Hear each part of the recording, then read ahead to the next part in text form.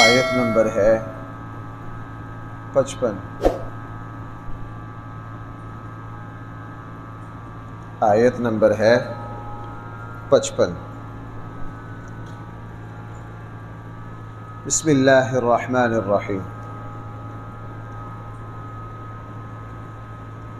الحمد للہ رب العالمین والصلاة والسلام على سید الانبیاء والمرسلین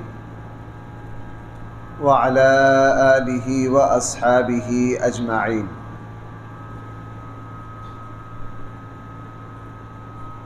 اما بعد فاعوذ باللہ من الشیطان الرجیم۔ بسم اللہ الرحمن الرحیم۔ ادعوا ربکم تضرعا وخفیہ انہ لا يحب المعتدین ولا تفسدوا في الارض بعد اصلاحها وادعوه خوفا وطمعا ان رحمت اللہ قریب من المحسنین۔ صدق اللہ مولانا العظیم۔ ادعوا ربکم، اپنے رب سے دعا مانگو، اپنے مشکلات میں اپنے رب کو پکارو۔ ویسے تو ہر عبادت اللہ تعالی کے قریب ہونے کا ذریعہ ہے۔ ہر عبادت سے بندہ مومن اللہ کا قرب، اللہ کی معرفت اور تعارف حاصل کرتا ہے، ایمان میں ترقی ہوتی ہے ہر عمل سے۔ لیکن تمام اعمال میں سب سے زیادہ اللہ کے قرب کا ذریعہ دعا ہے۔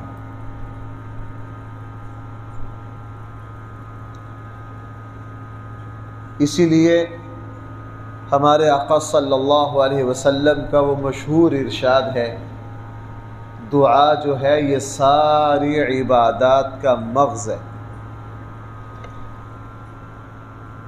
مغز کیسے ہوا؟ ہر عبادت میں دعا ہے۔ ہم نے نماز پڑھی ہے، اسلام کی عبادات میں سب سے افضل ترین عبادت بھائی نماز ہے، لیکن ہم نے نماز کے آخر میں دعا مانگی ہے، رب اجعلنی مقیم الصلاۃ ربنا اغفر لی ولوالدی۔ اور بھی دعائیں نبی کریم صلی اللہ علیہ وسلم سے ثابت ہیں، کچھ دعائیں نبی کریم صلی اللہ علیہ وسلم سے سجدے میں ثابت ہے، دو سجدوں کے درمیان بیٹھ کر بھی دعا نبی کریم صلی اللہ علیہ وسلم سے ثابت ہے۔ نماز میں دعائیں بالکل موجود ہیں۔ حج پر ہم جاتے ہیں، حج تو ہے ہی ساری عبادت، طواف میں عبادتیں دعائیں، صفا مروہ کی سعی میں دعائیں، منی عرفات مزدلفہ میں دعائیں۔ ہم نے روزہ رکھا ہے، سحری کے وقت دعا، افطاری کے وقت دعا، میدان جہاد میں دعائیں ہیں۔ کوئی موقع ایسا نہیں جہاں شریعت نے دعائیں نہ رکھی۔ صبح کو دعا، شام کو دعا، نیا چاند دیکھو اس کی دعا، لباس پہنو اس کی دعا۔ اور ہمارے آقا صلی اللہ علیہ وسلم اسی لیے دعا کا سب سے بڑا، دعا کا بہت زیادہ اہتمام کرتے، چونکہ دعا کے ذریعے بندہ سب سے زیادہ اللہ کا قرب حاصل کرتا ہے، اللہ کی معرفت حاصل کرتا ہے۔ اس لیے ہمارے آقا صلی اللہ علیہ وسلم کے بارے میں یہ بھی آتا ہے کہ ساری رات سجدے میں پڑھ کے اللہ سے دعا مانگتے رہے۔ آپ سارے حضرات جانتے ہیں اللہ کے نبی نے صرف ایک ہی حج کیا۔ اسلام سے پہلے حج ہوں گے، اور رسول اللہ صلی اللہ علیہ وسلم کی 13 سالہ زندگی میں بھی حج جاتا تھا، لیکن اس حج کو کوئی حج کہا نہیں جا سکتا، اگرچہ نبی کریم صلی اللہ علیہ وسلم حج میں جتنی رسمیں اور شرکیہ باتیں تھے اللہ کے نبی ان سے 100% پاک تھے، لیکن صحیح جو حج حضرت ابراہیم علیہ السلام کا طریقہ تھا اس کے مطابق رسول اللہ صلی اللہ علیہ وسلم نے ایک ہی حج کیا۔ حج میں رسول اللہ صلی اللہ علیہ وسلم مزدلفہ میں ہیں، مینا میں ہیں، عرفات میں ہیں، مسلسل اللہ سے دعائیں۔ اس لیے دعا جو ہے یہ بندہ کو سب سے زیادہ اللہ کا قریب کرتی ہے۔ میں نے اس بات کو بہت مرتبہ بیان کیا اور میں الحمدللہ اس پر خود بھی عمل کی کوشش کرتا ہوں کہ سب سے بڑا وظیفہ جو ہے وہ دعا ہے۔ مجدد الفسانی رحمہ اللہ، یہ بڑے بڑے امت کے جو اسلاف ہوئے، ان سے جب بھی کوئی کسی وظیفہ کی دعا سوال کرتا یہ کہتے بھائی ہمارے علم میں سب سے اونچا وظیفہ جو ہے وہ دعا ہے۔ سب سے اونچا وظیفہ بھائی کون سا ہے؟ نبی کریم صلی اللہ علیہ وسلم نے، میں اس کا حوالہ بہت دیا کرتا ہوں آپ کے سامنے، کہ بدر کی رات اللہ کے نبی اور صحابہ اکرام ایک شدید مشکل میں آئے۔ رسول اکرم صلی اللہ علیہ وسلم نے سارے صحابہ کو یہ تلقین نہیں کی کہ ساری رات فلاں وظیفہ پڑھو، تسبیح پکڑ لو، نہیں، آپ علیہ السلام ساری رات اللہ سے بھائی کیا مانگتے رہے؟ دعا مانگتے رہے۔ اس لیے کثرت سے دعا مانگنا، اور میں نے اس کا کہنا تو نہیں چاہیے یہ بات، میں نے اس کا تجربہ کر کے دیکھا بھائی، اگرچہ دین کی کسی بات کو بطور تجربہ نہیں کہنا چاہیے، ضرورت پر بھی دعا مانگنی ہے۔ رسول اللہ صلی اللہ علیہ وسلم نے فرمایا تمہارے جوتے کا تسمہ ٹوٹ جائے وہ بھی کس سے مانگو؟ اللہ سے۔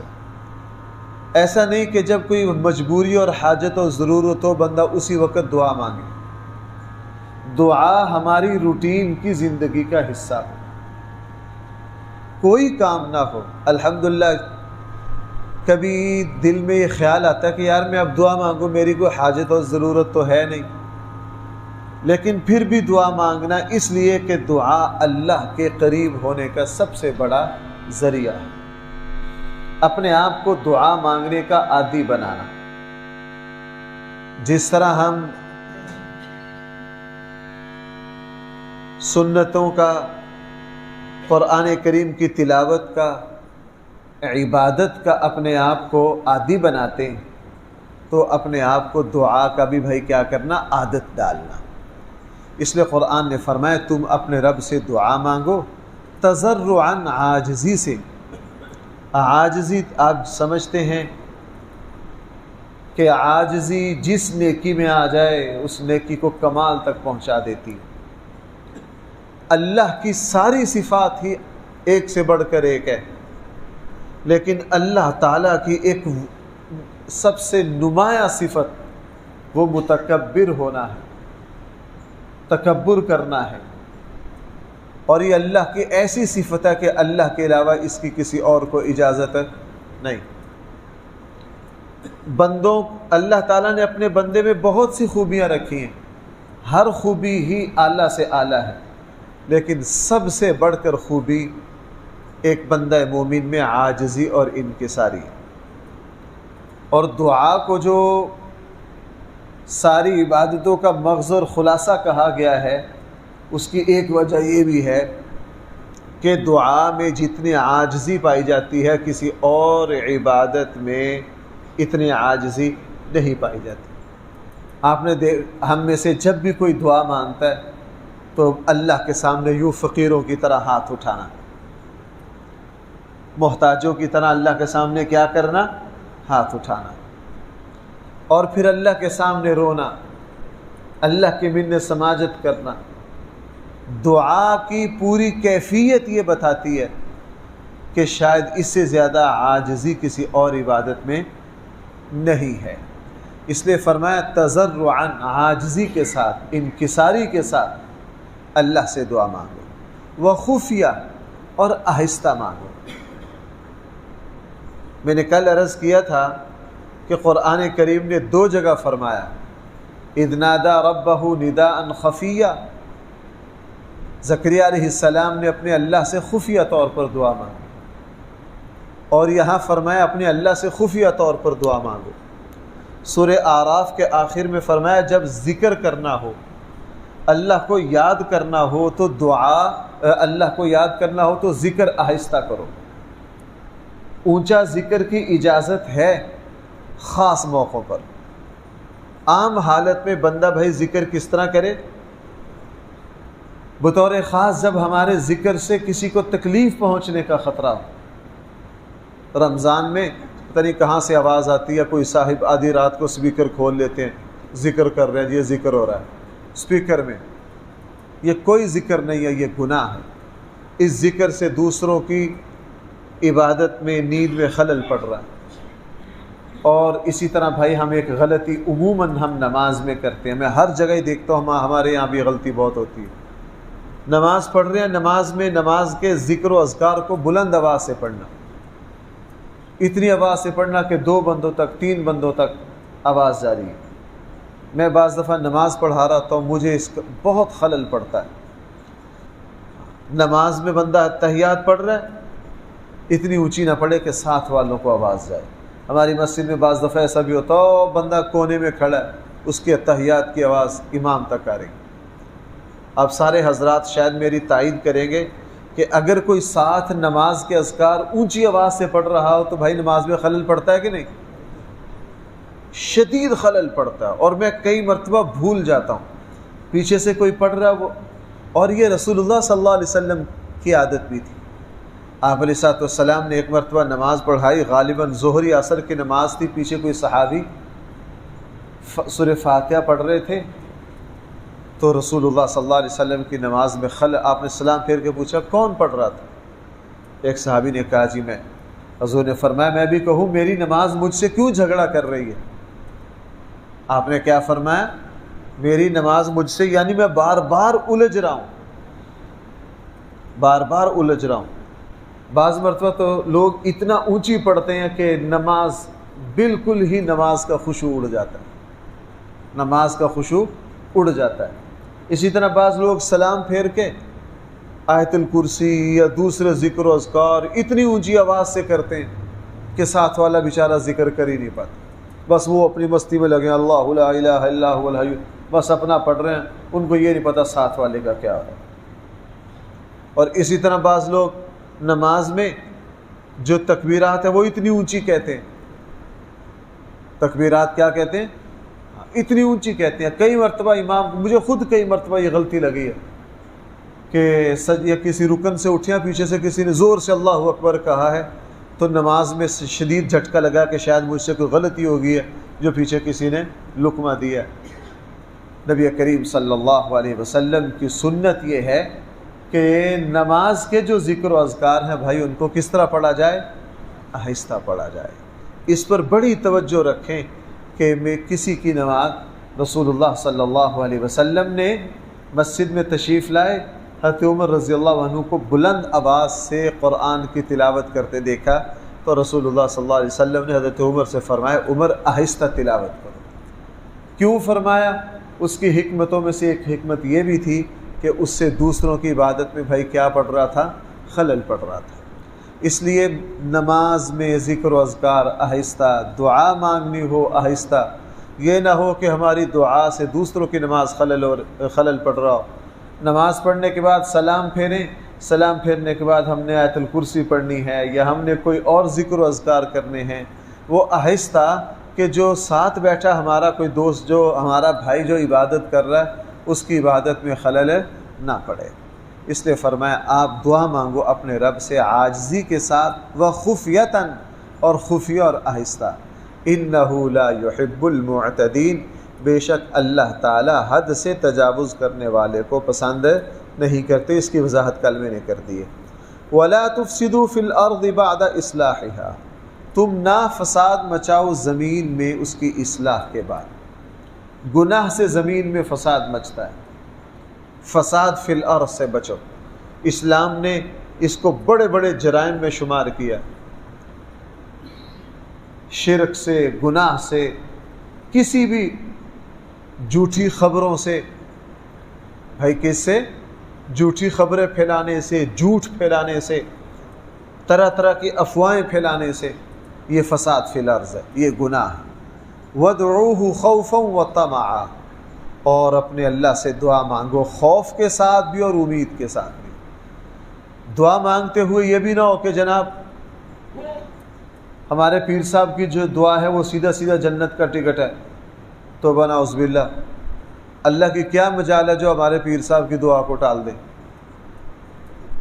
وہ بادشاہ ہے، وہ قبول نہ کرنے پر آئے تو نبیوں کی دعا کو قبول ہے۔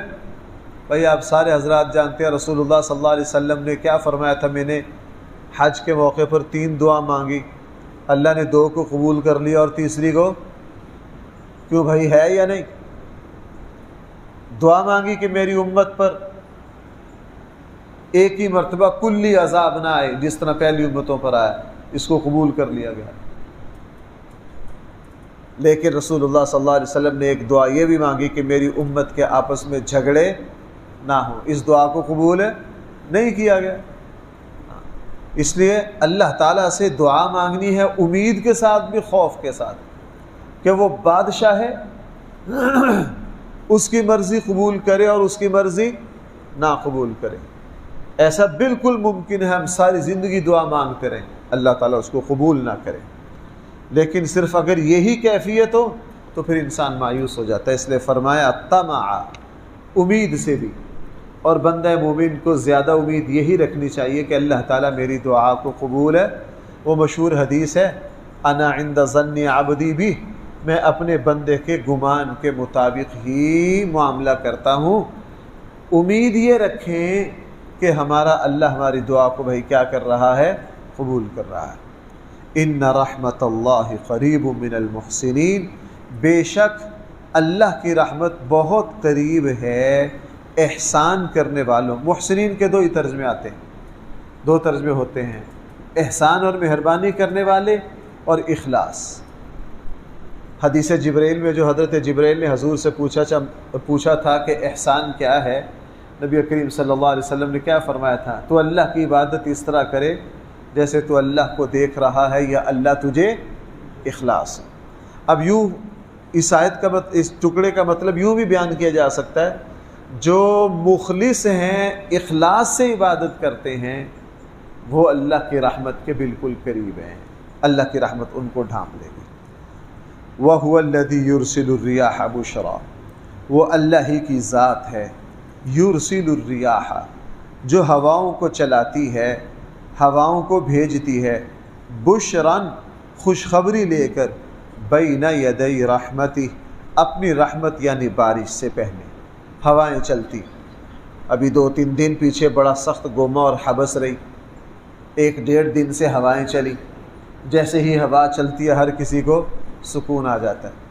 فرمایا یہ جو ہوا ہے، ہم بارش سے پہلے ہوائیں چلاتے ہیں، یہ خوشخبری لاتی ہیں تمہارے پاس، اچھا پیغام لاتی ہیں، اور جیسے ہی ہوا چلتی ہے خصوصاً اس حبس کے موسم میں تو ہر کسی کے چہرے پر رونق آ جاتی۔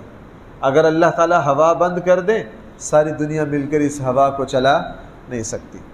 حتیٰ اذا اقلت سحابا ثقالا، یہاں تک کہ اذا اقلت، اٹھا لیتی ہیں یہ ہوائیں، سحابا ثقالا، بڑے بھاری بادلوں کو۔ قرآن نے بار بار اس کو بیان کیا، جو بادل ادھر ادھر جاتے ہیں یہ ہوا کی ڈیوٹی ہے۔ سقناہ لبلد میت، پھر ہم اس بادل کے ذریعے، بارش کے ذریعے پانی پلاتے ہیں بنجر زمینوں کو۔ اس وقت آپ باہر جائیے، میں تو دیکھتا ہوں، پتہ نہیں آپ حضرات غور کرتے ہیں یا نہیں، میں باہر جا کے اس پر بڑا غور کرتا ہوں۔ اس وقت دیکھیے جو سبزہ ہے اس کا عروج اور جوانی دیکھیے۔ آپ نہر کے کنارے کھڑے ہو کے نظر ڈالیں، اور میلوں کے میل اور سبزہ چڑھا پڑا۔ اس وقت جو چاول اور مونجی کی فصل ہے وہ فل اپنے سبزے کے عروج پر آ گئی۔ آپ یوں نظر ڈالیے، یوں لگتا ہے جیسے اللہ جل جلالہ نے میلوں کے میل سبز قالین بچھا رکھا ہے، سبز قالین۔ اور اس وقت آپ کوئی جڑی بوٹی دیکھ لیں، کوئی درخت دیکھ لیں، فصلیں دیکھ لیں، اپنے فل عروج پر آئیں۔ فرمایا سقناہ لبلد میت، ہم پھر بنجر زمینوں کو سیراب کر دیتے ہیں، فانزلنا بہ الماء، ہم سیراب کر دیتے ہیں ان زمینوں کو بارش کے ذریعے، فاخرجنا بہ من کل ثمرات، پھر ہم اگاتے ہیں اس بارش کے ذریعے ہر طرح کے پھل، ہر طرح کے۔ بظاہر کوئی یہ اشکال کر سکتا ہے یار یہ جو پھل اگتے ہیں ہمیں کھاد ڈالنی پڑتی ہے، پتہ نہیں کیا کچھ کرنا پڑتا ہے پھر پھل اگتے ہیں، ایسا نہیں ہے بھائی، ذرا میری بات سننا۔ 60-70% باغوں میں، پھلوں والے درختوں میں جو صلاحیت پیدا ہوتی ہے وہ بارش سے پیدا ہوتی ہے۔ اگر سال 2 سال بارش نہ ہو، جو کھادیں جاؤ ڈال لو۔ میں نے ایک جگہ اپنے ایک دوست کا کچھ پودے دیکھے، اس کے گھر میں بڑی حویلی میں خشک ہو رہے تھے۔